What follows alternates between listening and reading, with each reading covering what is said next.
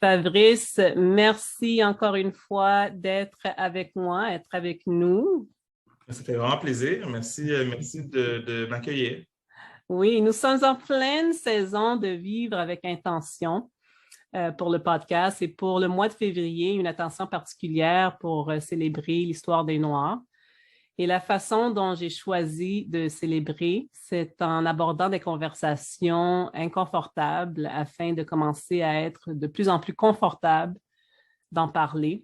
J'ai comme l'impression qu'en faisant ça, ça devient de plus en plus des conversations mainstream, soi-disant, et les vrais changements deviennent quasiment naturels et attendus. Alors, Fabrice, tu es coach certifié en développement intégral. Tu es avocat, ancien entraîneur de basketball et en 2011, tu as fondé Pour 3 points, un organisme qui transforme les coachs sportifs afin qu'ils jouent également un rôle de coach de vie auprès des jeunes sportifs en milieu défavorisé. Something that's close to my heart. Animé par l'égalité des chances, tu prends régulièrement parole au sujet d'enjeux qui concernent cet idéal, notamment comme conférencier et facilitateur d'ateliers en entreprise. Tu as aussi été membre du conseil d'administration de Campé, Oui. qui est une organisation qui coach et soutient les Haïtiens les plus vulnérables dans leur quête d'un meilleur avenir. Et tu es une personne qui m'inspire beaucoup. Et l'une des raisons pour laquelle je voulais absolument t'avoir sur ce podcast, c'est à cause de ton profond désir de vouloir aider et faire une différence auprès des vies des gens. Et une autre raison, c'est que tu as une très belle capacité d'articuler des choses d'une manière intentionnée, très consciente, sans réserve et avec beaucoup de respect. Et je pense que particulièrement pour ce type de conversation, nous avons besoin d'entendre des gens comme toi afin d'avoir une empathie derrière la conversation. Alors, tout ça pour dire, peux-tu nous parler vite de l'organisation, ton organisation pour 3 points, un genre de Ouais, elevator pitch, oui. ouais, puis merci pour les bons mots. Ouais, j'apprécie vraiment. Euh, Écoute, pour 3 points, ce que tu mentionnais, hein, notre travail, c'est de coacher des coachs. C'est de coacher des coachs de sport pour que leur rôle et l'influence que ces coachs-là ont aille au-delà de l'acquisition par les jeunes de compétences sportives. Donc, c'est vraiment de faire en sorte que c'est l'influence de ces coachs-là et là, est vraiment au niveau de l'accompagnement du jeune, au niveau plus holistique, plus global. Donc, ça inclut les aspects émotionnels, ça inclut la question de la socialisation des jeunes, de manière à ce que ces jeunes-là puissent être plus habiles à naviguer par rapport aux défis à l'école ou les défis dans la vie en général. Donc, il y a vraiment une idée qui est liée au rôle d'accompagnateur des coachs, parce qu'essentiellement, même dans l'étymologie du mot coach, c'est un peu ça, c'est comme un peu un véhicule qui soutient les personnes dans la destination où ils veulent se rendre, en fait. Oui, et puis il y a tellement une grande valeur chez les coachs, une valeur que je trouve qui n'est pas assez montrée en société. Le coach il est quasiment plus présent qu'un parent souvent. Tout J'ai à été fait. coach pour de nombreuses années et puis les filles étaient comme mes enfants. Tu sais, Coach quel sport? Le basketball aussi, oui. Basketball aussi, wow. Oui, le basketball. J'ai joué jusqu'à l'université, j'ai joué pour l'Université Concordia, mais OK. avant ça, j'ai coaché pendant de nombreuses années et puis ces jeunes-là, ils deviennent des jeunes femmes et des jeunes hommes. Moi, c'était plus des jeunes femmes qui sont extraordinaires et si tu fais ton travail comme il faut, it's extremely rewarding. C'est Ben oui, vraiment, ben oui. ouais, c'est une belle affaire. Par curiosité, tu coachais où? À quel endroit tu as coaché? Ben, en fait, j'ai coaché, je viens de Ville-Saint-Laurent. OK. J'ai coaché à Enfant Soleil au primaire et j'ai ensuite coaché à l'école secondaire Saint-Laurent. Et qui a fait l'actualité pour des raisons un peu moins agréables, mais quand même un endroit où il y a quand même de joueuses de beaucoup de talent qui ont grandi dans ce milieu-là. Donc, bravo pour ton rôle de coach, en fait. Je Ah, savais pas. merci, merci. Oui, c'est ça, justement. Je veux toucher un petit peu sur ça aussi, sur ce sujet, parce que c'est un sujet qui m'a tellement touchée de très proche, parce que j'ai côtoyé ces coachs-là aussi qui ont fait les nouvelles. Et beaucoup des joueuses qui sont passées par là, je les connais personnellement. Alors, ouais, c'est toute une histoire. Et puis, c'est tellement une fierté de sortir d'un programme comme ça. Et quand tu entends ça, ça met une tâche. Mais c'est quand même quelque chose où ce que, tu sais, tu te sens, tu as quand même une fierté de où tu viens. Alors, ça restera toujours. C'est Euh, sûr. Ouais. Ben, en fait, je veux commencer avec une analogie que j'ai entendue de Lisa Leslie, une des joueuses, pour ceux qui ne la connaissent pas, de basketball la plus décorée de l'histoire du sport chez les femmes. Elle dit elle a écrit une lettre, en fait, intitulée Dear America. Et ce qu'elle a demandé dans cette lettre, c'est que pensez-vous qui se passe-t-il si vous êtes dans une famille dans laquelle vous avez un frère ou une sœur qui est constamment maltraité, qui n'a pas les mêmes opportunités, qui porte toujours les restants de vêtements, etc. Comment supposez-vous que cet enfant se sent? Et elle poursuit en disant que cet enfant, c'était Black America, ouais, l'Amérique noire. D'après moi, les Noirs du monde entier veulent être entendus et les conversations inconfortables doivent continuer parce que grâce à ces conversations difficiles et à notre capacité de vraiment écouter, on va commencer alors à apprendre la personne qui cherche, apprendre à connaître la personne qui cherche à se faire entendre. Hmm.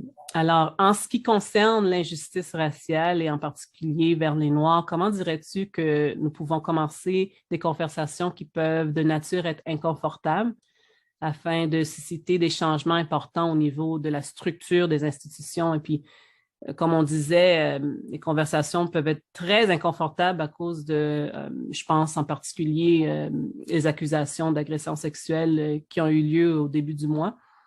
Alors, comment on peut aborder ce sujet de façon à ce qu'on puisse voir de vrais changements?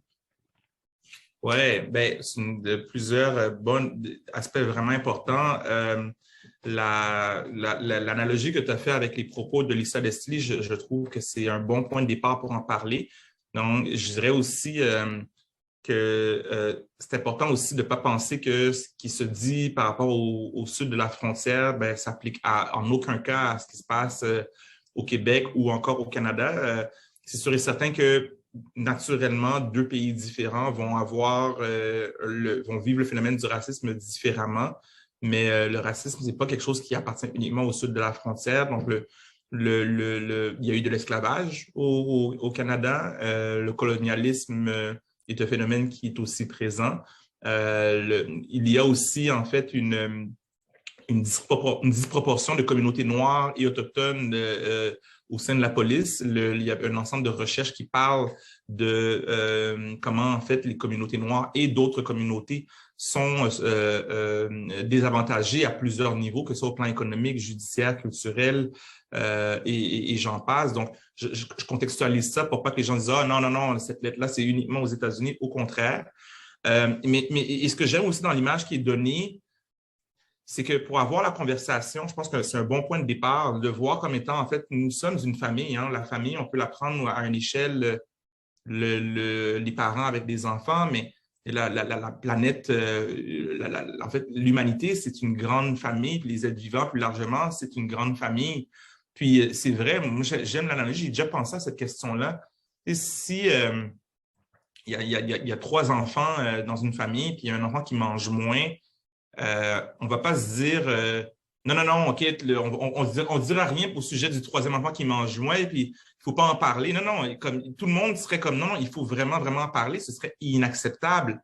Donc, que l'enfant désavantagé, qu'on ferme les yeux, on serait curieux de qu'est-ce qui se passe. Est-ce que c'est, ben, on n'a pas donné la quantité qu'il veut, on ferait tout en notre possible pour que l'enfant mange à sa faim. Donc, c'est une question fondamentale au niveau de la considération pour l'humain comme être vivant. Et je pense que c'est un bon point de départ. Moi, je trouve que c'est une belle intelligence de Lisa Leslie d'avoir écrit cette lettre-là de cette manière-là. Absolument. Et si je peux interject, J'adore le mot curiosité que tu as utilisé parce que lorsqu'on devient curieux de pourquoi les choses arrivent, c'est un bon départ. Oui, et oui, puis malheureusement, la question du racisme a beaucoup été, j'ai le mot anglais, la framée uniquement sur ce que j'appelle tu sais, la pointe de l'iceberg. Plusieurs auteurs vont dire, ben, on va uniquement parler de la haine, les actes intentionnels, les actes malveillants, mais c'est la pointe de l'iceberg de tout le phénomène que représente le racisme. Donc, la curiosité nous permet, si on prend encore une fois l'image du iceberg, de voir comment en dessous de l'eau, le phénomène est beaucoup plus vaste. C'est les rapports les dynamiques de pouvoir qui datent qui datent en fait de dizaines et de centaines d'années, qui ont construit une société où par design, il y a des choses qui sont faites pour avantager certaines personnes vis-à-vis d'autres. Donc, c'est un rapport de domination, un rapport de force au niveau économique, politique, au niveau culturel, au niveau même religieux. Donc, il y a vraiment cette opération-là, elle est présente et ça fait en sorte que même ça devient intangible. Mais d'avoir la conversation sur cet angle-là, et, selon moi, ouvre la conversation comparativement à la voir strictement quand on pointe du doigt, en fait, uniquement les groupes extrémistes puis les gens qui vraiment vont voir le racisme de manière très directe, tangible et malveillante. Tu sais, Martin Luther King mentionnait d'ailleurs que les personnes qui le décelaient le plus, c'était pas les extrémistes, parce que c'était surtout les modérés qui gardaient le silence. Et moi, je partage ce point de vue-là. C'est que c'est facile de pointer les groupes extrémistes, c'est une chose, mais si comme groupe, comme société, on ne bouge pas, parce qu'il y a des gens modérés qui se disent « Oh non, je suis une bonne personne, puis je ne peux pas être responsable de ces enjeux-là », ça me semble être un défi. C'est comme de l'immobilisme, en fait, de dire comment la norme, elle empêche d'avoir certaines conversations. Alors, quand on se voit comme étant tous responsables de l'enjeu, on peut avoir les conversations. Puis ça va dans les nuances que tu as nommées. On parlait de la question de l'école secondaire Saint-Laurent. Certaines personnes m'ont décrié. Il y a tellement de choses différentes. Et on se rappelle sur cette question-là, ça référait à 3 entraîneurs blancs. En fait, non, 2 entraîneurs blancs, un entraîneur asiatique qui était entraîneur de basketball féminin auprès de jeunes étaient majoritairement des jeunes issus de communautés noires. Oui. Il y a tellement de variables différentes. Mais on ne peut pas s'empêcher, je pense, de considérer quel est l'impact du rapport racial dans cette question-là et quel est l'impact du rapport de défavorisation de ces jeunes-là vis-à-vis ces coachs-là. Pas pour dire que dans un contexte où il y a une plus grande richesse économique, ça n'arrive pas. Il y a des abus criminels partout. Oui. Mais ce rapport-là, socio-économique et racial, rajoute une couche de problèmes dans la question de dire comment on traite nos jeunes dans nos écoles, nos jeunes filles noires. C'est vraiment important d'en parler de ces questions-là. Exactement. Et c'est pour ça que je suis contente que tu l'as mentionné parce que c'est pour ça que j'ai ramené un petit peu ce point-là parce que quand on le voit de l'extérieur, on voit que c'est des jeunes qui sont majoritairement noirs, des jeunes filles noires, et puis c'est des coachs qui ne sont pas noirs, qui ne sont pas des femmes. Et puis, it's just striking. Tu le vois comme, pour notre communauté, c'est comme, oh boy, ça se voit tellement rapidement.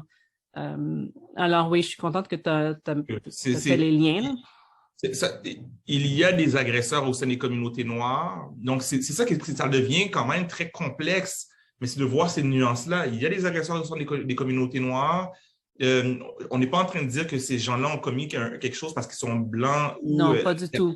Non, mais dans la dynamique, dans le rapport, il y a trop eu d'ailleurs dans les derniers temps des situations dans le milieu scolaire où des jeunes noirs ou racisés vivaient des abus, puis que les milieux ont fermé les yeux pour se poser la question de comment est-ce qu'on traite nos jeunes dans ces milieux-là. Puis c'est important de se poser la question.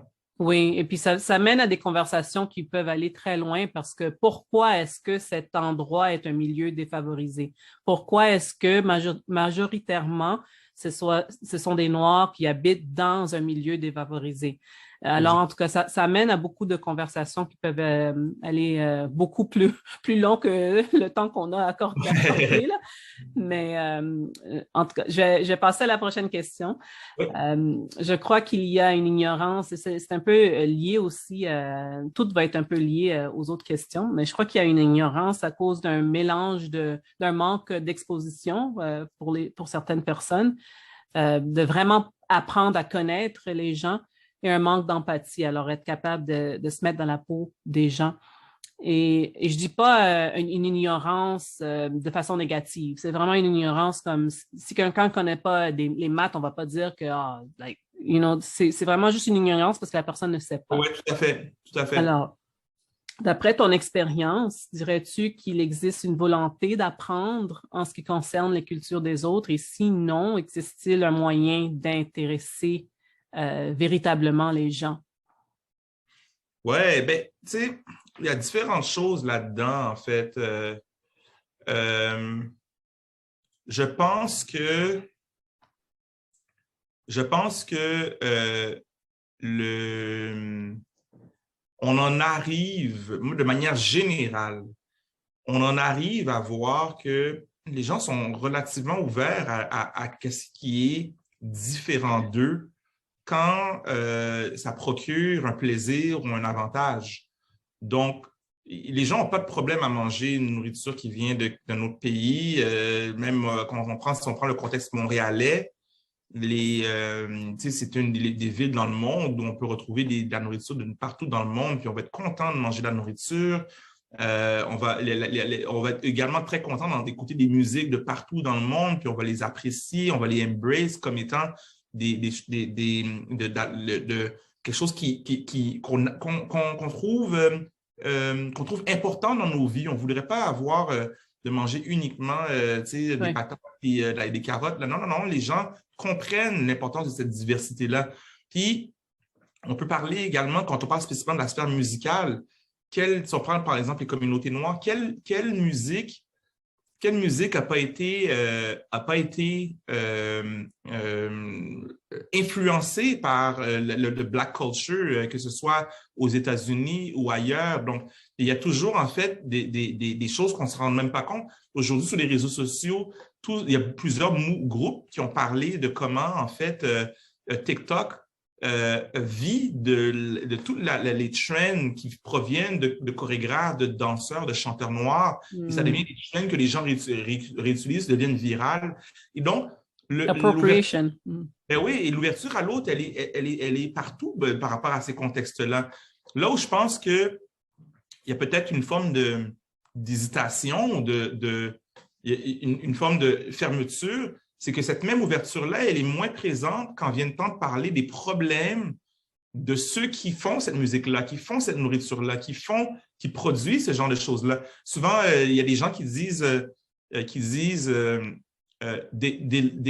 they love black culture, but they don't love black people. Mm-hmm. Et je pense que c'est quelque chose qui est dur à entendre, mais ça peut être vrai. C'est-à-dire, si tu ne peux pas embrace la culture et ne pas vouloir entendre la personne dans qu'est-ce qu'elle vit. Et en même temps, là-dedans, je pense que c'est une responsabilisation de chaque personne, oui, d'être prêt à écouter les récits de choses qui existent et qui ont existé. Mais je pense qu'on ne peut pas non plus en vouloir à monsieur, madame, tout le monde qui subit la médiocrité de parfois l'éducation qu'on reçoit, qui subit la médiocrité de ce qui lui est reflété dans l'espace public, ou encore nos pouvoirs publics qui refusent de reconnaître des phénomènes comme le racisme systémique. Donc, la personne qui grandit dans un environnement où les gens qui sont responsables, comme nos politiciens ou encore l'espace médiatique, propagent des messages qui ne leur permettent pas de comprendre les enjeux, ça devient difficile. Donc, l'ignorance, on est plongé dans l'ignorance. Je pense qu'on ne peut pas pointer du doigt tout le monde de manière égale. Ça appartient à nos pouvoirs publics de dire oui, il existe du racisme systémique et on en prend acte. Ça appartient aux grandes entreprises d'avoir des pratiques qui n'exploitent pas les individus. Ça appartient à la sphère médiatique de communiquer des messages qui nous permettent de comprendre certaines dynamiques. Donc, je pense qu'il y a comme une question de faudrait pas dédouaner les personnes de leurs responsabilités parce que comme on voudrait, si on veut apprendre à cuisiner un repas, ben, on Google puis on trouve à apprendre à cuisiner un repas. Ben, si on veut lutter contre le racisme, il existe maintenant des livres, des vidéos, des documentaires en anglais, en français. Il n'y a plus d'excuses pour ne pas apprendre sur ces choses-là. Oui. Mais en même temps, les pouvoirs publics ont un rôle à jouer sur ces questions-là, selon moi. Oui, et puis je vais te mettre on the spot un petit peu parce que j'ai fait un petit peu de eavesdropping. C'était cet été, je ne vais pas nommer le nom de la compagnie, mais mon mari travaillait et puis tu étais un speaker pour cette compagnie-là. Oui. Et puis, je trouve que c'est une très bonne façon d'aborder le sujet de certaines inégalités et de pouvoir parler de différentes cultures dans les compagnies comme ça. Oui.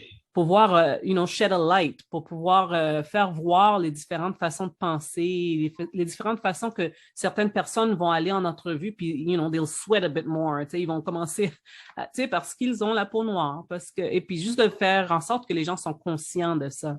Ben oui, tout à fait. Puis, tu sais, je fais beaucoup de conférences, puis des fois, tu sais, on en a tous vécu des conférences, puis on se questionne des fois. Moi, je me questionne des fois sur l'impact de ça. Est-ce que ça fait des changements concrets? Mais tu sais, ce que je viens à réaliser, c'est que moi, j'ai des fois du feedback de gens qui vivent des enjeux liés au racisme. Enfin, on partage un message qui rend légitime ma propre parole. Oui. Et il y a beaucoup de conversations. Moi, j'ai beaucoup de feedback de conversations que les gens ont dans leurs équipes maintenant et qu'ils n'auraient jamais eu avant. Et ça, oui. pour moi, c'est comme un ensemble de changements parce qu'il n'y a pas un silver bullet, une façon. C'est immense. Oui. Il y a plein de manières, mais si il y a quelqu'un qui est directeur de département puis qui entend une conférence puis qui dit, vous savez quoi, je vais rassembler mon équipe, on va continuer la conversation, j'ai vu et ça me fait réaliser des choses, je vais prendre une petite décision, ben c'est le progrès qui est nécessaire. Ça ne résout pas tout, mais ce sont les progrès qui sont nécessaires dans notre société, selon moi. Oui. Et puis je te dis que oui, si tu as des doutes que ça fait un impact, pour moi, en tout cas, comme je te dis, j'étais dehors de la porte, puis j'écoutais, puis tu t'articulais tellement bien les choses, et puis je me suis dit, il faut que j'ai cet homme sur mon podcast, parce que la façon que tu articules, c'est d'une façon qui va faire en sorte que les gens comprennent. Ils sont pas offusqués parce que tu le dis pas d'une façon comme, ben, c'est quoi tu vois pas? Tu le dis d'une façon qu'ils vont pouvoir comprendre qu'est-ce qu'on vit. Et puis ensuite, ils font une décision par eux-mêmes. Exact. Ouais, puis je suis consciente, tu sais, quand tu nommes ça, je sais que des fois, j'ai la critique que je nomme pas les choses assez directement. Et je comprends cette critique-là et je pense que parce que tu sais, mon intention souvent, c'est pas de sauver les personnes de leurs responsabilités, mais c'est de tenir l'équilibre entre des fois, c'est l'équilibre entre être indulgent et exigeant. Puis, comme dans n'importe quoi, tu sais, si tu dis à quelqu'un qui a jamais couru 2 kilomètres, de courir un marathon, ça ira nulle part. En même temps, quelqu'un qui court un marathon, qui est capable de courir un marathon, puis tu lui dis cours 20 kilomètres, il va dire, ben oui, c'est facile. Donc, c'est comment trouver la zone où... Plant a seed. Oui, tu plantes le seed qui est à la bonne place, qui va challenger la personne, mais que la personne peut prendre parce que de partager un message que la personne n'arrive pas à saisir, on va nulle part. Mais il ne faut pas lower the bar non plus. Donc, c'est plein de seed au bon endroit, au bon niveau de compréhension. Oui, exact. Oui, puis tu le fais très bien. Alors, parlons un peu du mot privilège et ce qu'il signifie vraiment. Je pense que Amy Cooper entra dans l'histoire comme l'une des personnes qui a pu nous permettre de témoigner le privilège d'une manière brute et réelle. Le fait qu'elle ait pu supposer que sa peau blanche, combinée à son sentiment d'être menacée, entraînerait automatiquement le résultat que l'homme noir, ce serait un résultat qui ne serait pas favorable pour elle. C'était étonnant, mais en même temps pas si étonnant. Pour les gens qui savent qu'est-ce que c'est. Elle savait que l'hypothèse serait que cet homme serait vu comme celui qui ferait du tort à cette femme. Elle savait qu'on la croirait elle et pas lui.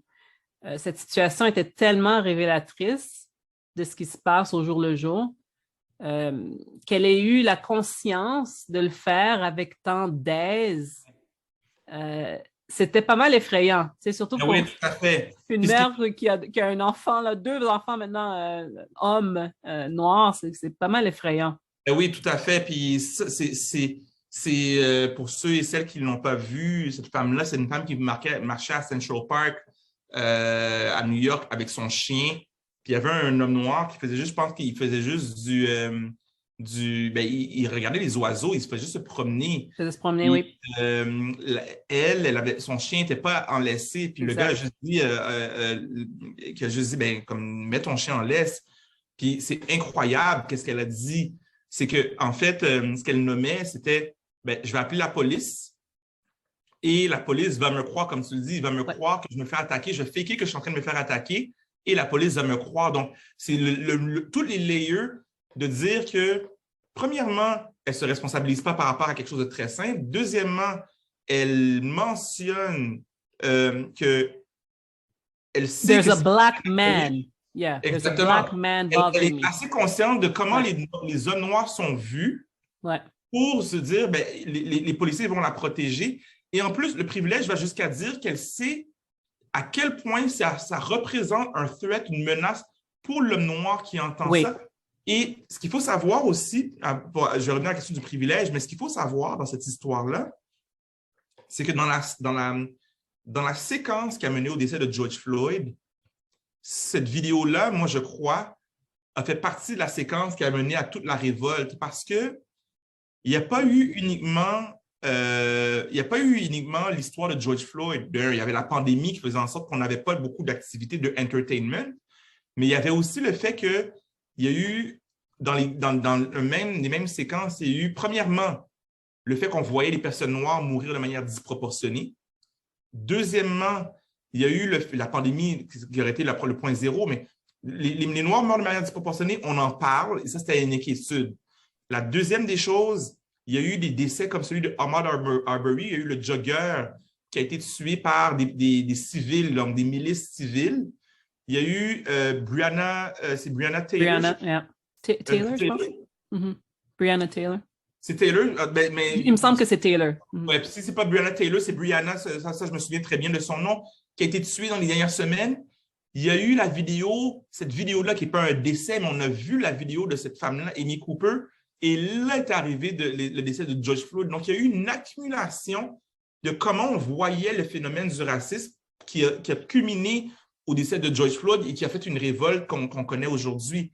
Mais la question du privilège, c'est vraiment, en fait, le fait que par sa condition, une personne peut se dire, ben, soit qu'une personne va voir qu'elle bénéficie de certains avantages, indépendamment de son propre talent, de ses propres compétences, de son propre caractère, mais aussi qu'elle peut ne pas subir des désavantages.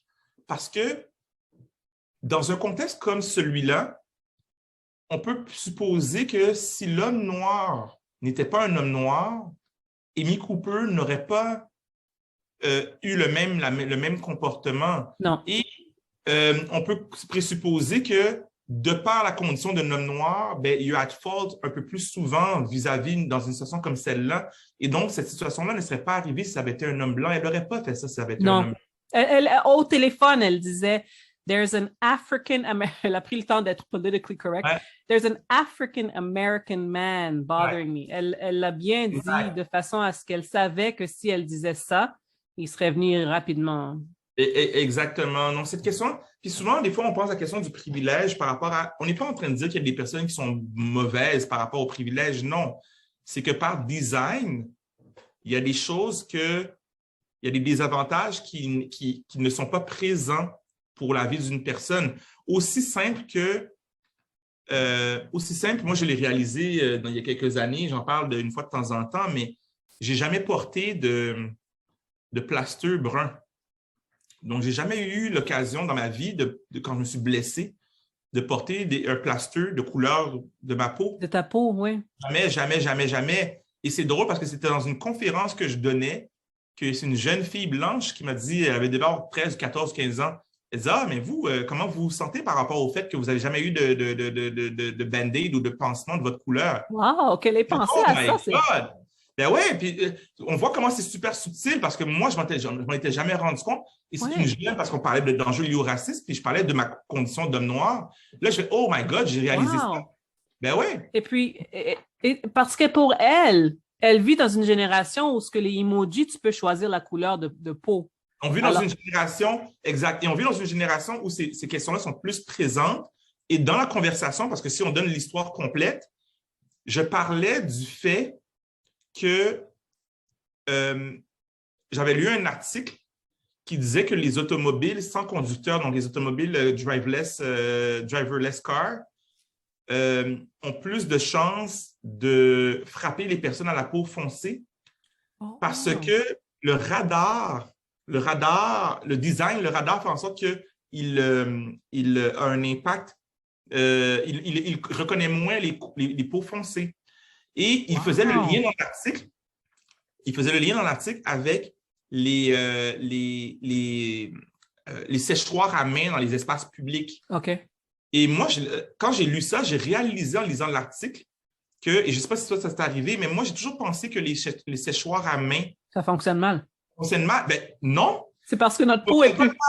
C'est que les personnes aux peaux foncées, ils reconnaissent moins les peaux foncées. Wow! Exactement. Non, moi, j'ai grandi toute ma vie en pensant que ça fonctionnait pas mal. Non, les personnes blanches, ça fonctionne bien pour eux. Ouais. Wow! Alors, quand je raconte ça, déjà, c'est des gros insights. Et c'est quand je raconte ça que la jeune fille, elle lève sa main et elle dit, oui, mais donc, les pansements, vous n'avez jamais eu des pansements pour vous. Je fais, oh my God! Ouais. Donc, dans ma vie, j'ai jamais eu ça. Donc, on voit comment, par design, il y a des choses que… Il y a des gens qui n'ont jamais eu à penser. Ils n'ont jamais eu à penser que… Et c'est très simple. Des personnes blanches n'ont jamais eu à penser que les séchoirs à main fonctionnent mal. Ou n'ont jamais eu à penser que le pansement n'était pas fait pour leur couleur. Et donc, on peut se dire, là, c'est très concret, c'est facile à voir. Mais quand on pense au design au niveau des services publics, au niveau des mesures économiques, des réflexions au plan financier, de la représentation au niveau culturel, c'est le même design qui est plus intangible qui se reproduit. Donc, c'est comme de dire, ah, ben, on raconte l'histoire à l'école, on va raconter l'histoire en fonction d'un point de vue. Ben, ça fait en sorte qu'il y a des gens, par design, ils sont avantagés vis-à-vis d'autres. C'est ça la question du privilège, je pense, qui est importante. Oui, c'est une très belle façon d'aborder ça et puis de faire comprendre aux gens. Oui, j'ai jamais pensé. Il y a beaucoup de aha moments in this conversation. C'est vraiment… il y a plein de personnes aujourd'hui, et c'est ça qui est subtil. C'est tellement encastré dans nos systèmes que même comme personne racisée ou une personne noire, on ne se rend pas compte que certaines choses ne sont pas faites pour nous. Oui. Et, moi, j'ai réalisé ça, là. Le micro-casque, c'est pareil. Le micro-casque qu'on porte, qui est beige, c'est une blanche qui m'a dit, ben non, mais c'est pas pour ta couleur de peau. J'ai dit, oh my God, j'ai jamais pensé à ces choses-là. Oui, c'est de là que ça vient. C'est très bien expliqué. Merci beaucoup pour cette réponse. Donc, ma dernière question, ça a rapport à nos enfants. Les enfants, nos beaux enfants, avant que leur système de croyance soit altéré, disons, ils ne peuvent pas comprendre pourquoi il y a un problème. Pour eux, dans leur tête, c'est pourquoi ça te dérange que je joue avec cette personne. Je crois qu'en tant qu'enfant, le racisme est une notion qui est tellement pleine de confusion. Ils connaissent pas ça, ils connaissent que l'amour quand c'est un enfant. Et donc, c'est donc notre responsabilité d'articuler les conversations de manière à aider à comprendre ce qui se passe, comment y faire face, aux préjugés et comment améliorer la situation. C'est des conversations qu'on doit avoir avec nos enfants. Alors, comment dirais-tu qu'on aborde ces sujets-là avec nos enfants? C'est une bonne question. Je suis d'accord que moi, je suis hopeful. J'ai plein d'espoir par rapport à comment les enfants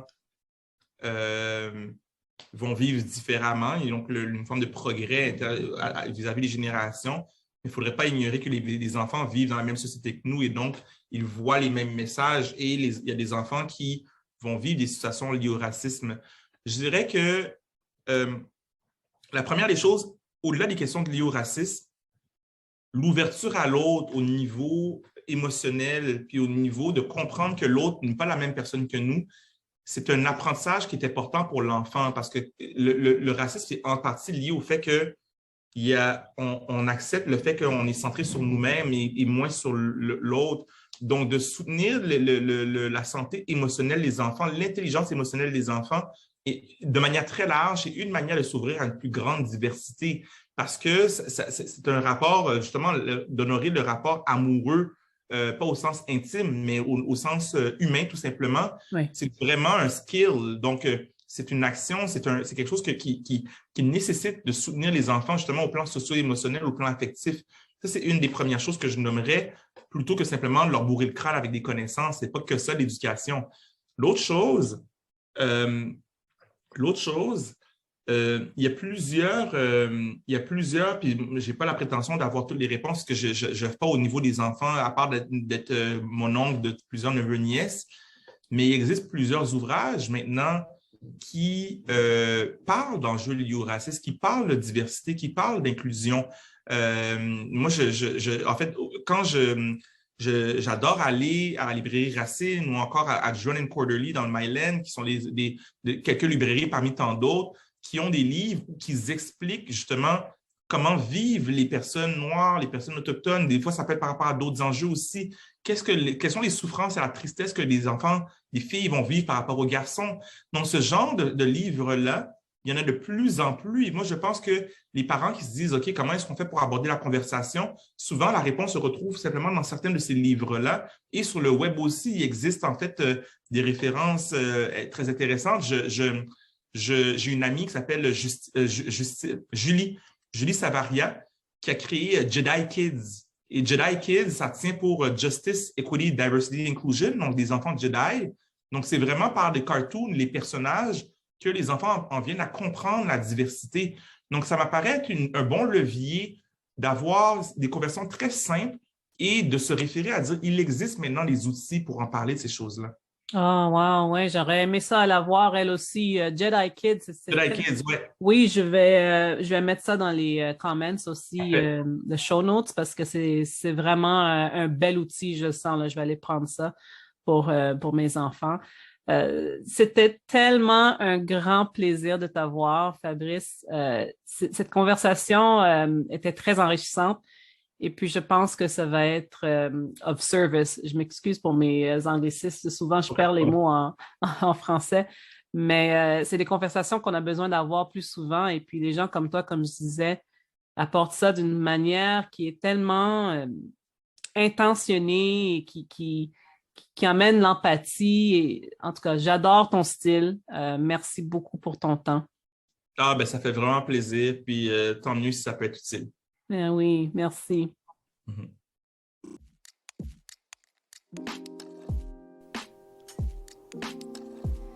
As always, I thank you for tuning in. These episodes are meant to be of massive value to you, and so I hope you got something out of it. And if you did, all I ask in return is for you to give it a thumbs up, give it some love in the reviews, share with 1 or 2 friends whom you know will benefit from hearing this content. Check out the links in the description. Continue to lead with empathy, and I'll catch you on the next episode. Many blessings.